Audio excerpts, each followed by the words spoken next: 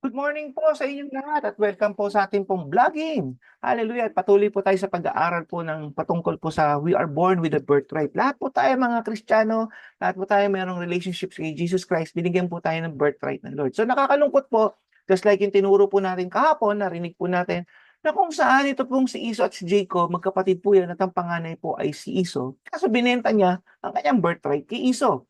Dahil lamang siya ay nagutom, at ito po namang si si Jacob ay meron pong pagkain, ibinigay, pinagpalit, yung birthright out of pagkain. So na yun po nakakalungkot sapagkat dinispise ni Esau ang kanyang birthright po at binigay kay Jacob.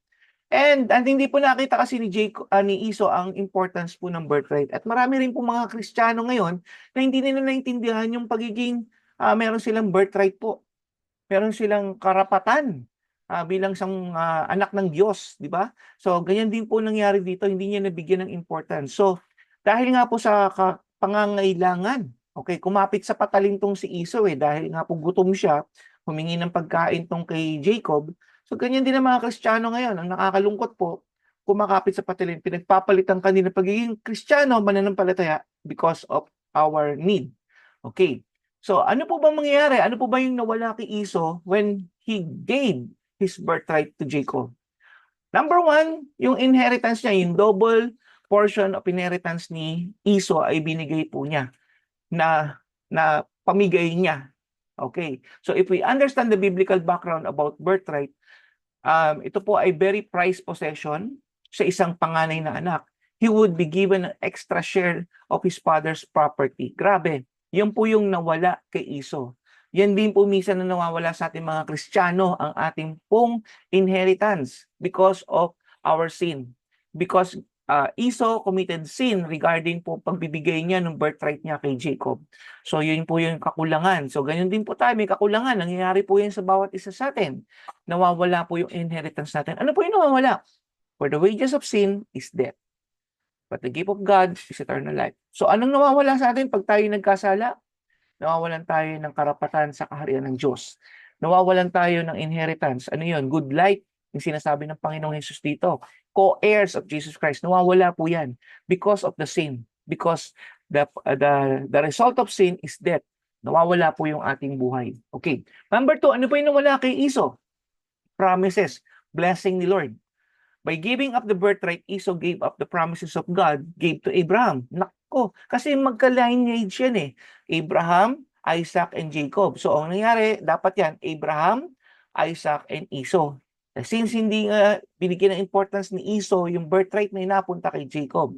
So, that's why, in the Bible term, Abraham, Isaac, and Jacob. Because si Jacob ang nakakuha ng birthright na para kay Esau.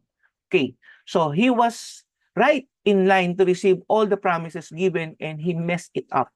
So just like tayo, mga Kristiyano, ganun din. Pinamimigay po natin yung para sa atin.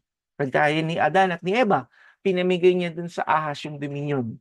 So nakakalungkot po, after that, ano po nangyari? Instead na nandun na sa kanila yung mga pagkain, provided na ni Lord ang lahat, nung pinalayas sila sa Garden of Eden, nawala yung blessing, nawala yung promises ng Lord. So of course, ang nangyari po, para sila'y kumain, they will toil the land. So ganun din po tayo. Minsan, nawawala tayo sa Panginoon, nagkakasala tayo, nawawala yung blessing po sa atin. Kaya minsan napapansin niyo, bakit ganun? Kulang yung tayo. Okay? Because nagkakasala tayo, nagkukulang tayo sa Panginoon, nawawala yung birthright po natin. Nabubura po kasi yan pag nagkakasala tayo. Okay, number 3, ang ano po ba yung nawala kay Esau? Esau gave up his power. He gave up his authority as a head of the whole family. So pag namatay nga yung kanyang ama na si Jacob, si Isaac, siya dapat ang papalit bilang head of the family. Pero hindi po nga niya binigyan ng importansya yon. So, you see, in his father's absence, the firstborn son has authority over his younger sibling, even the mga servants po nung araw. Lahat po ay nasa control po niya, yung power. So, ano po yung in relationship sa atin po yan? Bilang mga Kristiyano, pag nagkasala tayo, nawawalan tayo ng authority. Amen? Nawawalan tayo ng authority against the totality ng ating buhay, sa ating pong finances, di ba? Sa ating kalusugan, sa ating pong future. Nawawalan tayo niya ng power because when we have this blessing, we have Jesus Christ in our lives at karoon tayo ng righteousness talaga, sumusunod tayo, hindi natin pinamigay dahil sa kasalanan. Ano po ba, bakit ba tayo nagkakasala? Because ang kasalanan po, galing po rin sa atin yung desire ng ating laman. Okay, that's why one of the problema po natin bilang mga tao, yung desire natin. Yun po yung naging udyok po kay Eva kung bakit po siya nagkasala rin. Ganun din si Adan. So lahat po tayo mayroong ganung weaknesses. So nagkakasala tayo. So ito po ay tinuturo ng Panginoon sa atin para maging aware tayo that we are His children. At yung pagiging children, pinakita po ng Panginoong Jesus doon po paano tayo lalakad ng may perfection. Okay? The-tempt din naman po si Jesus Christ, hindi po siya exempted, di ba po? Pinakita po ng Panginoon yan. So, balik po tayo. Esau had it all as the firstborn. He had the inheritance, power, and the promises of God. He had everything he wanted, yet he traded it all for a bowl of stew. Pinagpalit sa pagkain. So, coming back to us, God has given us every blessing, Esau, through Abraham in Christ. Di ba? So, si Abraham, panahon na yun, ancient time, binigyan ng blessing. So, the lineage of Abraham, may blessing po yan. Hanggang sa atin po, spiritual children po tayo ni Abraham through Christ. And most often, we trade our blessing with the things of this world. Yan. Gaya nga po na binabanggit ko kanina, may mga blessing ang Lord sa atin, para sa atin talaga yun. Kasi nga, co-heirs tayo ng Panginoong Jesus sa heaven. So ngayon, dahil nga nakikita natin dito, one of the temptation Jesus received, the same as Adam and Eve, di ba? Things of this world. Sabi sabi ni Satan kay Jesus Christ, oh, bibigay ko sa iyo lahat to, sambahin mo lang ako. So ganyan ginagawa po ng kaaway po sa atin. Niloloko niya tayo para tayo ay mag-give up dun sa desire ng ating laman. So, you see, every believer in Christ has a birthright. Every believer in Christ has a special privileges because Jesus is the firstborn. So, paano naging matagumpay yan? So, pamamagitan din po ng Panginoong Jesus.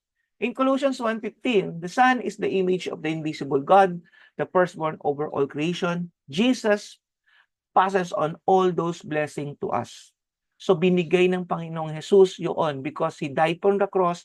Siya po yung firstborn ng Panginoon, ng Ama, tapos binigay pa niya sa atin when we accept Christ as our Lord and Savior, binigyan na tayong karapatan maging anak at co-heirs ng Panginoon. So, yung po yung kay Jesus ay binigay na para sa atin. Naintindihan po ba natin yon? Yung binigay ng Ama kay Jesus ay para din po sa atin. So, praise the Lord for that. Dahil yung pong before Jesus Christ na dumating sa mundo, yung po yung blessing kay Adam and Eve. Tapos binigyan din po siya ng blessing si Abraham because he followed God. Even wala pa si Jesus Christ yung time na yun when Abraham, pero he followed God. That's why he called the father of faith. Because naniniwala siya sa sinasabi at sinunod niya ang utos ng Panginoon. In Romans 8:17, sabi dito, now if we are children, then we are heirs. Heirs of God and co-heirs with Christ. John 17:10, sabi dito, all I have is yours. Sabi ng Panginoon, all I have is yours. Purihin ang Diyos. Kung ano man meron ng Panginoong Jesus, meron din tayo. Binigyan tayo ng pagpapala. Lahat tayo, lahat. Wala pong exempted yan pag na kay Kristo tayo. Tandaan po natin, binabanggit po ng Biblia, paano nawawala ang blessing? Pag tayo po ay nagpaloko. Okay. Just like nowadays, di ba? Marami nagsasabi mga scammers po.